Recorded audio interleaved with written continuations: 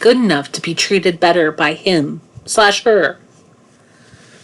Rachel was a 40-year-old woman with 2 teenage children who had called the therapist's office and asked for an appointment. She was clearly distraught and emotional and had a hard time scheduling her appointment through her tears. She reported to the office manager that she needed to be seen for her relationship problems with her husband of 17 years, who she had recently found out had been sleeping with a coworker and had told her that he wanted a divorce after being confronted. The therapist encountered Rachel at the first appointment, and the impression she gave was that she appeared, on the surface, to be a very successful and self-disciplined woman. She appeared to have been exceptionally athletic, attractive, and successful at her career in human resources. However, she gave off a very fragile and dependent vibe at the same time.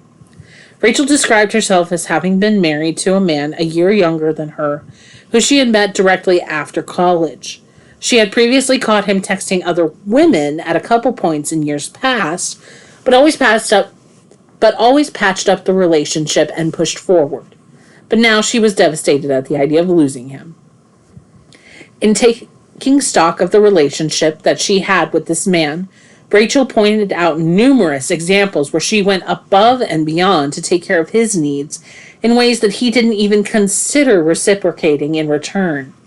She unintentionally described this man as insensitive and brusque, macho sort of individual who seemed fixated on what he could get from her, rather than having any idea of what he was supposed to give in return for what he wanted. As Rachel and the therapist discussed how she was processing this reality that he wanted a divorce and chose to leave her for another woman, she regularly reflected back and stated, "I don't know why I wasn't good enough for him, so that he would treat me better and be faithful too, in a variety of different ways."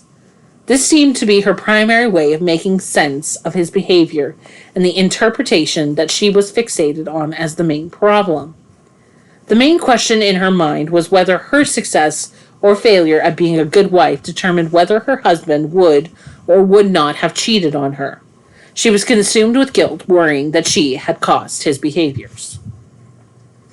Responding to a loved one's bad behaviors or decisions with, "Why wasn't I worth treating better?" or "Why wasn't I good enough to deserve you acting differently?" It is a common thing to say. In fact, as I'm writing these very words, I have heard this exact phrase on 3 occasions from my clients in the past week sessions. On all 3 occasions, it's been a response to someone cheating and was an expression of feeling absolutely betrayed and that their marriage or relationship was irreparably damaged. And while I'm including it in this book because I don't believe it's the right way to interpret this kind of situation, I definitely feel empathy when someone says to me, as it is understandable, wrong turn in what has to feel like rush hour traffic and a maze of one-way streets after discovering something painful about someone you are deeply invested in. Let's explore why this is a place people go when they feel hurt and betrayed, and why it isn't the right turn to make when these kinds of things happen. Once again, this is a typical thing that people say when the relationship goes really, really wrong. It's an understandable conclusion to come in the heat of the moment. I believe that it is an attempt to explain the other person's behavior and make sense out of it when it doesn't seem to make sense right off the top. The question that should be asked when any relationship goes south or turns sour is, did this happen because of me and who I am and what I've done? Or did this happen because of them and who they are? In other words, was this me or was this them? When I hear this in the midst of people's grief and emotional bleeding, I know that what this statement means is that the victim of the poor behavior has decided that it's me.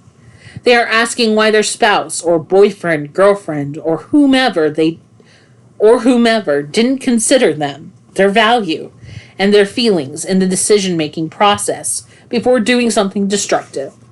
They also ask why the strength and quality of their relationship was not some sort of braking system or deferent or deterrent from them acting the way that they did. Now, I am of the opinion that it is perfectly understandable to believe that your value in the other Now, I am of the opinion that it is perfectly understandable to believe that your value in the eyes of other people would have some influence on how they behave and how they conduct themselves. I would success I would suspect that parents would like to think that their children will not misbehave because they respect and value them. It seems reasonable that someone in committed relationships would like to think that they would be important enough to be considered and to have some leverage over how their partner acts. The same reasoning and rules generally apply. The same reasoning and rules would generally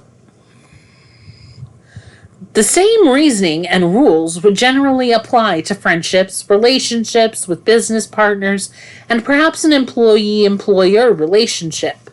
It is normal to try to process and understand our own experiences and the influence that we have on others around us that we are intimately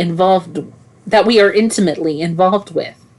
I have no problem whatsoever with this. I also have no problem with the idea that what we do I also have no problem with the idea that we do modify our behavior regularly to not offend and not to disappoint someone we care about or not to damage that union. This is where it gets tricky, because it sounds like I'm justifying the statement. Why was I not good enough for them and not able to act right? The way I tried to explain the difference was by telling the story of the 3 suitcases. Once upon a time, in my younger days, I was involved in the restaurant business. I frequently traveled out of town to conferences where the trainings were held about management, growth, or legal issues. We would be holed up in a very nice hotel somewhere as a group. My experience was that there were 3 kinds of people that went with me on these conference trips, and you could tell who they were by what they did after they set their suitcases down in the hotel room.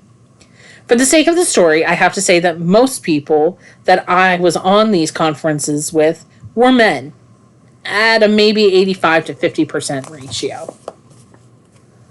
Almost all were at the place in life where they were either married, engaged, or had a long-term girlfriend that they were committed to.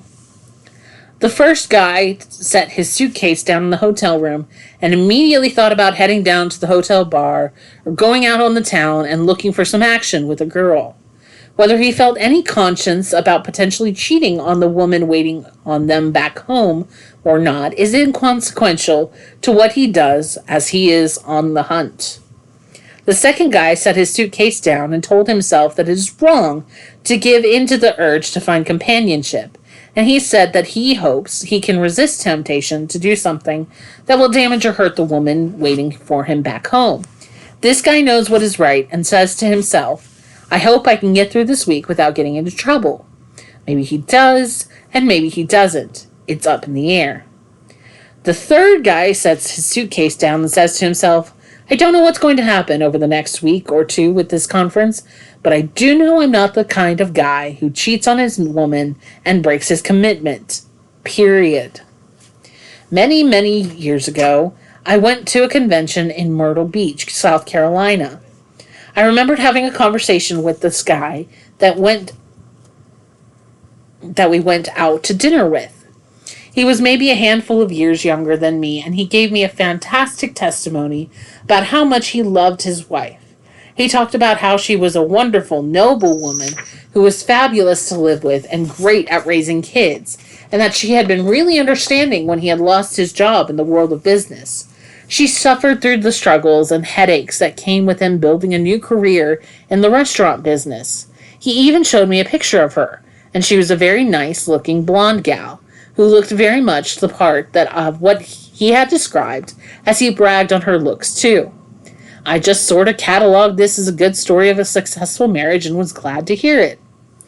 A couple of days before the conference ended, I finally gave in to the guys who had been asking me to go out to the karaoke bar where they had spent most of their evenings, pounding chicken wings, knocking down beers, and warbling out country music songs on the microphone. It wasn't but 5 minutes after I got there that this guy who had given me a great testimony about how much he loved his wife jumped up on stage and started crooning a boozy version of Garth Brooks' Shameless to this nondescript sort of pudgy girl in the front row who was clearly completely infatuated with him. The guy sitting next to me threw a confiding elbow into his ribs and leaned over to say he's been sleeping with her since the second day he was here, and then added with irony that her kids are calling him daddy, with an accompanying laughter.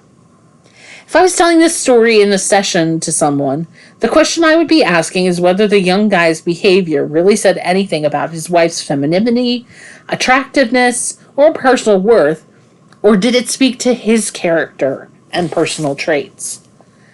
The point of my story about the 3 suitcases is that if you try to tie these individuals' decision-making to the bow of the person they are attached to, then you completely diminish their capacity for an independent moral choice or specifically developed an individual values about relationships and sexuality and fidelity. It would then make their wives responsible for whatever their husbands decided to sexually act out on the road at these conferences and make the men's behaviors a complete reflection of their woman's value. Doesn't that sound ridiculous? It almost sounds like we're saying that these women have some sort of remote control ESP subliminal control over these guys to moderate how they choose to act, think, and feel. In reality, the decision is based on pre-planned moral values and immediate impulse control.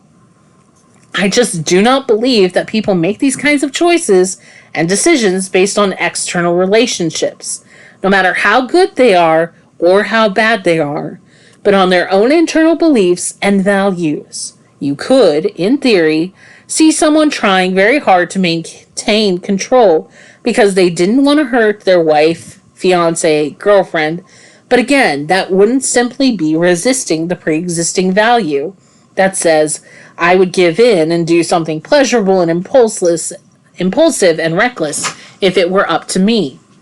It would not change or transform that value. I understand completely, however, why this is such an appealing thing for us to say to ourselves. It would be wonderful and would give us a great sense of security if we had some way of keeping our wives or husbands or boyfriends, girlfriends, or fiancés from making terrible relationship choices about faithfulness because of what we did or who we are. Having this kind of control would do wonders for people's sense of security as long as things went well, but it would also give us a sense of control and security when things go badly. In Rachel's case, instead of having to admit that she made a poor marital choice and picked someone who did not have the same relationship values that she did, she could place the blame on herself, and this would give her hope. This way, she could tell herself that his behavior was a reflection of her. And if she could just find a better way to be a better wife and a better person, then he would be magically transformed and he would never cheat again. She would not have to go through the pain and misery of being dragged down the alley full of broken glass that divorce is. One of the core foundational pieces of lifelong depression, in my opinion, is the childhood belief that we can somehow find a way to transform a lacking parent or parents into who we need them to be through our own emotional efforts. What I'm saying is that someone, as a child who is struggling, that a parent is either neglectful or abusive and is feeling that pain of either the good things that they aren't getting or the bad things they are getting, is going to naturally assume responsibility for what the parent does. No normal child of 8, 9, or 10 years of age would likely be able to understand the process why their mother is an alcoholic who tends to go into fits of anger and rage directed at them when she's inebriated. This is way too much to ask of someone so young and very inexperienced, and not only understanding why people think and feel the way that they do, but also doesn't have much life experience to develop a reasonable hypothesis in the first place. The child just naturally assumes that it's happening because they aren't good enough as a child, and that is an honest reflection of their deepest and most core worth. Then what happens? The child will usually try to improve their behavior and be a better kid, with the hope that this will somehow transform the alcoholic mother into a warm, loving, and nurturing parent that the child craves and desperately needs. Of course, this does not happen. The child's worth is not why the mother started drinking, abusing alcohol, and self-medicating. It could be one of any 100 reasons why Mama picked up the bottle and used it to try to cope with something inside her. The child assuming responsibility is part of our own adolescent narcissism, but is also understandable because we don't have any real depth or frame of reference to naturally evolve out of this narcissism into some higher state of understanding until we are older and more experienced. This assuming of responsibility for how our parents treated us, though, also gives us hope that we can miraculously transform them into who we need them to be if we just keep trying hard enough emotionally. This assuming of responsibility keeps us from falling into a deep pit of despair, as we will never get that which we need from them. This is the root of codependence that builds deep-rooted depression.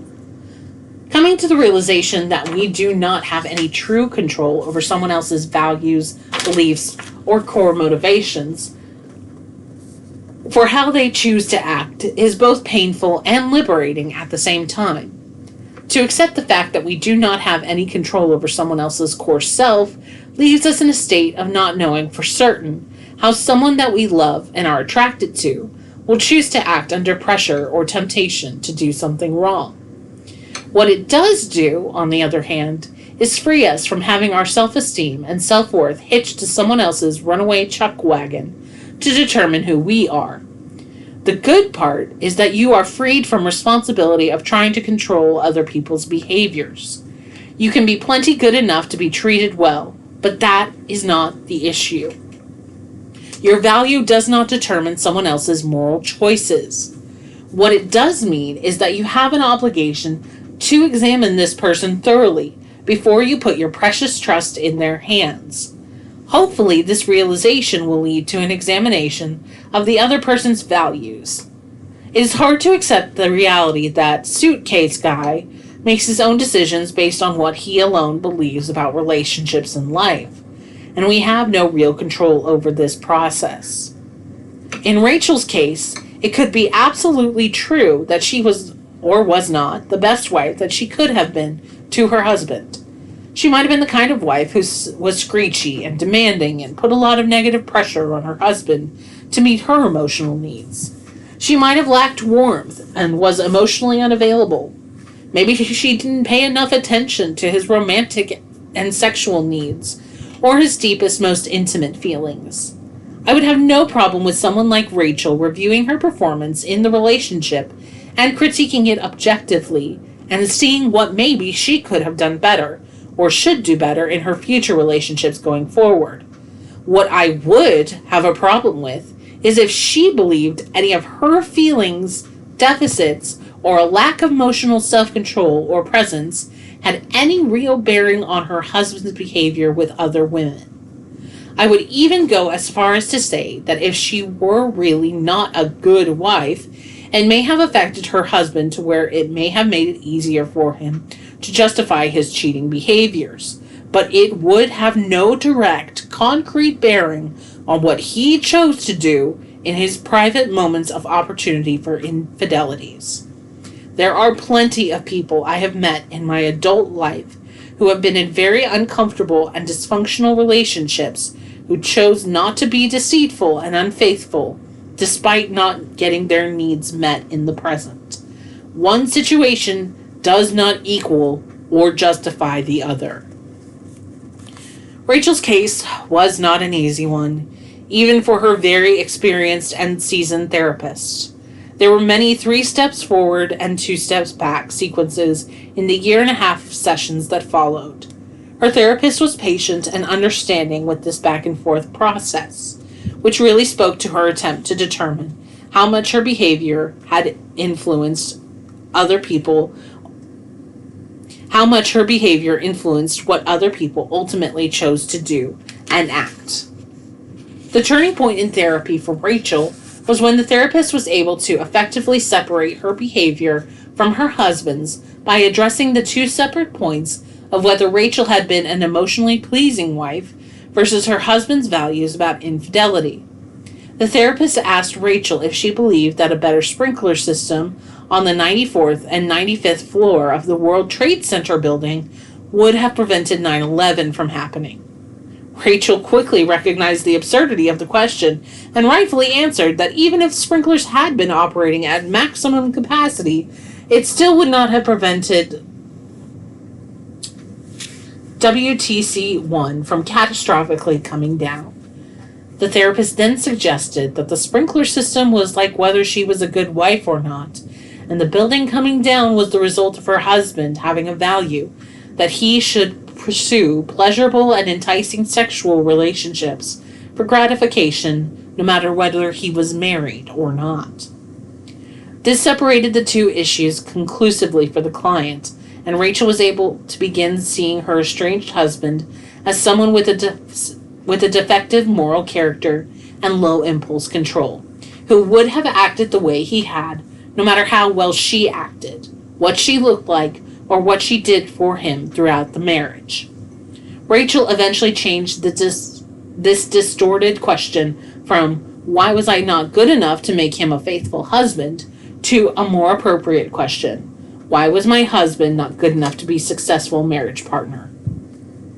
She successfully placed the responsibility for the destruction of the marriage on him and began to feel less and less depressed about the divorce in the midst of her pain and the loss going through the breakup. After about 18 months of painful process and therapy, Rachel began seeing a man who was a much more appropriate potential partner and left the counseling center in much less codependent and more stable emotional place, ready to live her life more successfully.